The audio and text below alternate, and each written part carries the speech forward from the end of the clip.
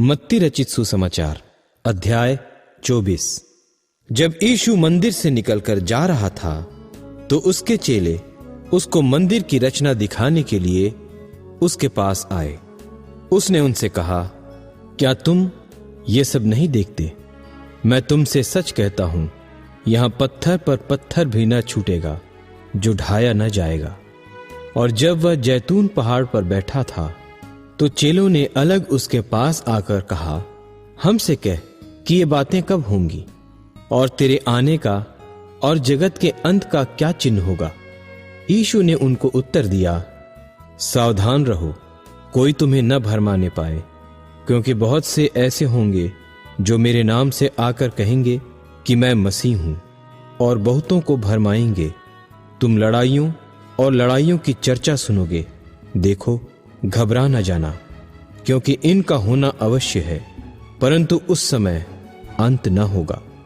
क्योंकि जाति पर जाति और राज्य पर राज्य चढ़ाई करेगा, और जगह जगह अकाल पड़ेंगे और भूडोल होंगे। ये सब बातें पीड़ाओं का आरंभ होंगी। तब वे क्लेश दिलाने के लिए तुम्हें पकड़वाएंगे और तुम्हें मार डालेंगे, और मेरे नाम के कारण सब जातियों के लोग तुमसे बैर रखेंगे। तब बहुतेरे ठोकर खाएंगे और एक दूसरे को पकड़वाएंगे और एक दूसरे से बैर रखेंगे, और बहुत से झूठे भविष्यद्वक्ता उठ खड़े होंगे और बहुतों को भरमाएंगे, और अधर्म के बढ़ने से बहुतों का प्रेम ठंडा हो जाएगा। परंतु जो अंत तक धीरज धरे रहेगा उसी का उद्धार होगा। और राज्य का यह सुसमाचार सारे जगत में प्रचार किया जाएगा कि सब जातियों पर गवाही हो, तब अंत आ जाएगा। सो जब तुम उस उजाड़ने वाली घृणित वस्तु को, जिसकी चर्चा दानियल भविष्यद्वक्ता के द्वारा हुई थी, पवित्र स्थान में खड़ी हुई देखो, जो पढ़े वह समझे। तब जो यहूदिया में हो वे पहाड़ों पर भाग जाएं, जो कोठे पर हों वह अपने घर में से सामान लेने को न उतरे, और जो खेत में हो वह अपना कपड़ा लेने को पीछे न लौटे। उन दिनों में जो गर्भवती और दूध पिलाती होंगी उनके लिए हाय हाय। और प्रार्थना किया करो कि तुम्हें जाड़े में या सब के दिन भागना न पड़े, क्योंकि उस समय ऐसा भारी क्लेश होगा जैसा जगत के आरंभ से न अब तक हुआ और न कभी होगा। और यदि वे दिन घटाए न जाते तो कोई प्राणी न बचता, परंतु चुने हुओं के कारण वे दिन घटाए जाएंगे। उस समय यदि कोई तुमसे कहे कि देखो मसीह यहां है या वहां है, तो प्रतीति न करना, क्योंकि झूठे मसीह और झूठे भविष्यद्वक्ता उठ खड़े होंगे और बड़े चिन्ह और अद्भुत काम दिखाएंगे, कि यदि हो सके तो चुने हुओं को भी भरमा दें। देखो, मैंने पहले से तुमसे यह सब कुछ कह दिया है। इसलिए यदि वे तुमसे कहें, देखो वह जंगल में है, तो बाहर न निकल जाना। देखो वह कोठरियों में है, तो प्रतीति न करना।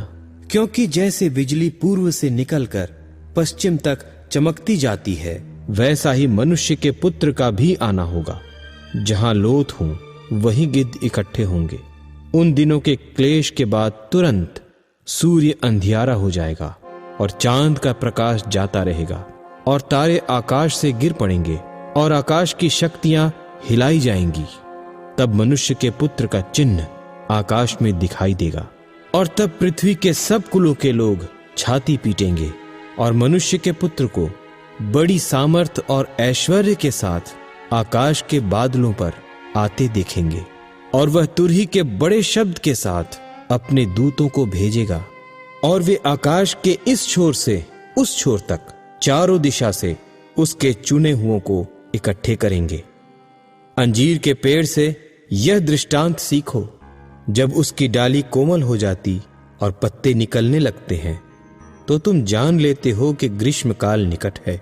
इसी रीति से जब तुम इन सब बातों को देखो तो जान लो कि वह निकट है, वरन द्वार ही पर है।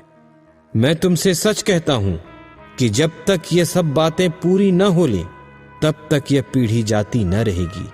आकाश और पृथ्वी टल जाएंगे, परंतु मेरी बातें कभी न टलेंगी।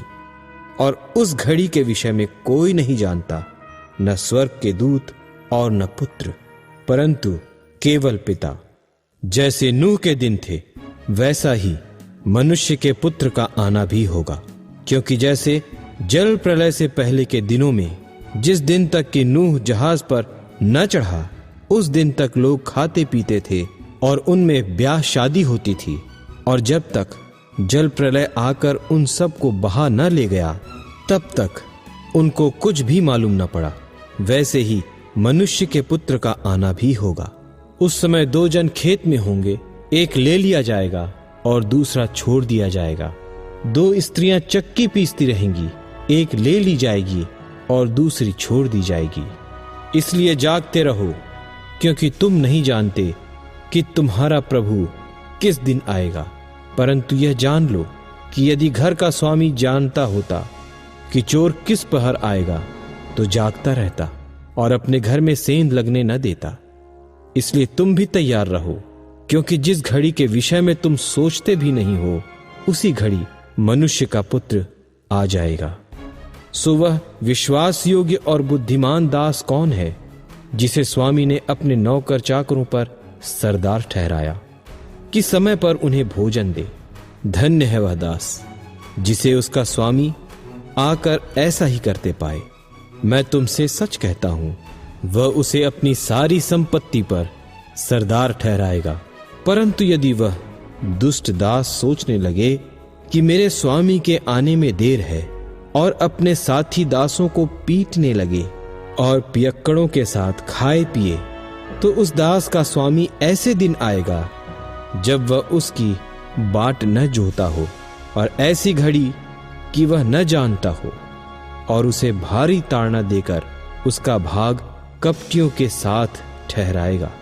वहां रोना और दांत पीसना होगा। मत्ती रचित सुसमाचार अध्याय 24। जब यीशु मंदिर